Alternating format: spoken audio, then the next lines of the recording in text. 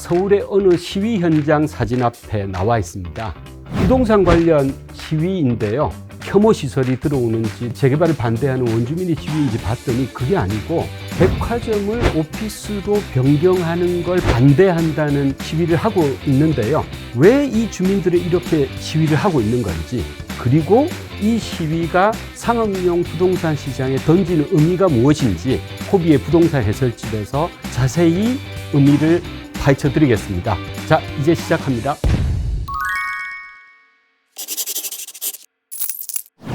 자, 여기는 신도림역 앞입니다. 자, 이슈가 되고 있는 이곳은 디큐브 시티입니다. 아시는 분은 아시겠지만 이곳은 오피스, 현대백화점이 판매동을 쓰고 있고 주상복합 두 단지가 복합 개발이 된 곳인데요. 이곳은 그 옛날에 그 대성연탄의 공장 부지였었어요. 신도림역을 끼고 있는 부지였는데 이 부지를 대성산업이 공원, 오피스, 판매시설, 주상복합에서 한 복합단지로 이렇게 개발을 한 건데요. 이 아파트는 2007년에 분양해서 입주는 2011년에 입주를 했었더랬습니다.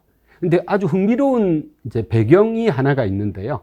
그 일본에 가면 한국 건설사들도 상당히 일본에 그 전에는 많이 가서 이 록봉기일수를 봤습니다. 여행객들도 굉장히 많이 가는 곳이고요.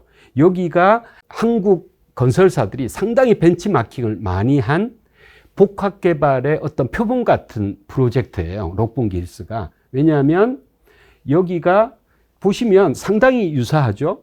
여기 주상복합 2동, 오피스 1동, 그리고 판매동, 뮤지엄홀, 정원까지 해서 인근 주민들도 이 복합개발된 지역 내에서 쇼핑뿐만 아니라 정원에서 휴식도 하고, 그리고 업무를 보는 사람들도 있고, 말 그대로 복합개발의 아주 그 성공적인 프로젝트였었어요. 그래서 실제로 록봉기 힐스를 설계한 그리고 건축한 모리가 와서 이 신도림 디큐브 시티를 그대로 개발한 겁니다. 그런 배경이 있는데요. 그런데 이 복합 개발된 단지에서 왜 시위가 일어나고 있을까요?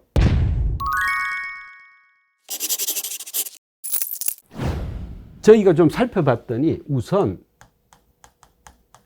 건물주인 이지스 자산운용은 현대백화점이 임대차 계약이 10년 플러스 10년 계약이 되어 있습니다. 그래서 10년이 이제 만기가 돼서 추가 10년을 연장하지 않고 이 시점에 계약을 해지를 하고 이 현대백화점을 오피스로 변경하겠다. 이게 이제 건물주의 이제 그 계획이고요. 그리고 이 계획을 구로구에 승인을 올렸습니다. 두 번째는 그 주민들의 이야기를 좀 들어봤습니다. 그 주민들의 주장은 뭐냐면, 첫 번째는 이 부분이 나홀로 개발이 아니고 이 복합 개발이었다는 거죠. 그래서 아파트를 분양받을 때에도 오피스, 판매시설, 주거 이런 공원들이 전부 어우러진 복합개발이라고 아까 배경에도 보셨지만 복합개발의 일부로 이해하고 있는 점. 그리고 두 번째는 그러다 보니 나의 편의시설의 일부이다. 현대백화점은 별개로 존재하는 게 아니고, 그래서 현대백화점이 없어진다는 이야기는 나의 편의시설이 없어져서 삶의 질이 떨어진다. 그래서 왜 가만히 잘 있는데 누가 와서 나의 삶의 질을 떨어뜨리는 일을 하냐? 내가 기존에 가지고 있던 걸 왜 뺏어가니? 이런 주장인 거죠. 그리고 세 번째 주장을 봤더니 또 한 가지 사실이 뭐냐면, 여기가 이제 신도림역이 있고 디큐브 시티가 여기 있으면 여기에 건물이 하나 있습니다. 이제 핀포인트라는 건물인데요. 이 디큐브 시티에서 이 건물주 현대백화점 오피스로 바꾸고 싶어 하는 이 이지스가 바로 길 건너에 있는 핀포인트 건물을 어떻게 하는지 봤더니 하나의 건물이었는데 여기를 이렇게 층별로 섹션 오피스라는 이름을 들고 와서 층별로 다 구분을 해서 분양을 쫙 하더라는 거예요. 그러니까 이지스가 와서 지금은 바이오 업체를 처음에는 유치를 하겠다. 오피스로 바꿔서. 그러더니 또 얼마 지나서는 구글과 같은 글로벌 캠퍼스를 유치하겠다. 라고 이야기를 바꾸면서 이야기를 하는데 몇 년 전에 이 한 걸 보면 멀쩡한 오피스를, 섹션 오피스를 쪼개서 하다 보니까 지금 사실 이 빌딩에 제가 며칠 전에 한번 가봤는데요. 점심 때 엘리베이터를 타려고 한번 봤더니 실제로 한 20, 30분 동안 엘리베이터 3개 있는데 아예 탈 수가 없어서 실제로 걸어 내려왔었거든요. 그런 건물로 돼 있더라. 그러니 주민들 입장에서는 그 이야기를 그대로 전하면 이거 전혀 믿을 수 없다. 어차피 이런 식으로든 어떻게든 팔고 돈만 벌고 먹튀를 할 거다. 그러니 나의 삶의 질은 훨씬 더 떨어질 수 있다. 이런 걱정을 하는 거죠, 주민들은. 그러다 보니까 주민들이 입주자 대표회의에서 그룹에다가 이 3,200분 정도 되는 분들이 서명을 해서 반대하는 의사를 표현을 합니다.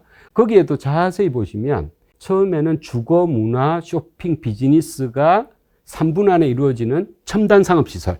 3분 안에 이 이야기는 복합 개발이 됐으니까 이런 표현을 쓴 거죠. 그렇게 개발이 되어놓고 지금 그 용도가 마음대로 바뀌면 이런 문제 제기를 하고 있는 겁니다. 근데 세 번째, 구로구. 구로구 입장을 들어봤더니 구로구는 법상 문제가 없어서 우리는 오피스로 바꾸는데 제약을 걸 만한 어떤 이슈는 없다. 이렇게 이야기를 하고 있는 게 지금 현황입니다.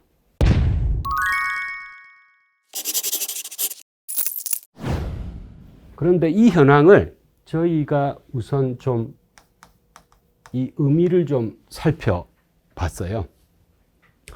자, 첫 번째는 아니 내가 나의 재산권을 행사하는데 뭐가 문제냐 이렇게 볼 수 있겠죠. 내 자산의 용도를 바꾸는데 이게 무슨 문제가 있을까? 이제 이렇게 하는 거고요. 두 번째, 한꺼풀만 좀 안으로 들어가 보면 이 복합 개발이 됐을 때 처음에 주거, 그리고 판매, 업무, 문화집회시설, 여기 보면 아트센터까지 같이 있습니다.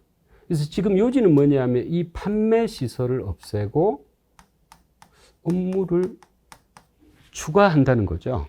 그러면 최초 인허가를 할 때 복합개발이죠. 복합개발을 할 때 최초 인허가를 할 때는 주거, 판매, 업무 하나, 문화 하나라고 예를 들면 교통영향평가도 하고 뭐 예를 들어서 주거에 차량이 얼마나 들어오는지, 판매에 차량이 얼마나 들어올지, 업무에 이런 걸 감안을 해서 인허가를 해준 다음에 십몇 년이 흐른 다음에 지금 용도 변경을 하는 시점에서는 나는 이때 봤던 용도는 무시하고 건축적으로만 문제가 없으면 오케이다 이런 이야기를 하고 있는 거죠. 그런데 이 부분은 한번 생각해 볼 문제입니다.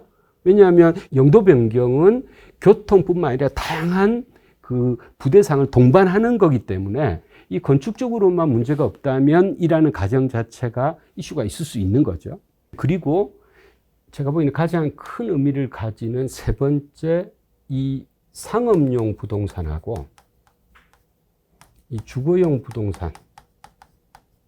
결국 상업용 부동산은 커머셜, 돈을 벌기 위해서 이제 투자를 하는 상업용 부동산이고, 주거는 그 주거 목적인데요. 이 서울이 고밀도 개발이 되고 계속 복합 개발이 되다 보니 상업용 부동산에 대한 투자가 주거용에 영향을 미칠 수밖에 없는 구조로 한국 사회도 계속 가고 있는 겁니다. 그러다 보니 상업용이 나 혼자서 100% 돈을 벌기 위한 의사결정으로만 이 상업용에 대한 투자 의사결정이 될 거냐, 이런 부분도 이제 숙제가 생기기 시작해요. 제가 다른 예를 하나 들어보겠습니다. 최근에 제가 어떤 이유로 이제 집을 구하기 위해서 동탄에 최근에 주말마다 사실 몇 번 왔다 갔다 했는데요. 거기 보면 여기 이제 동탄역이 있습니다.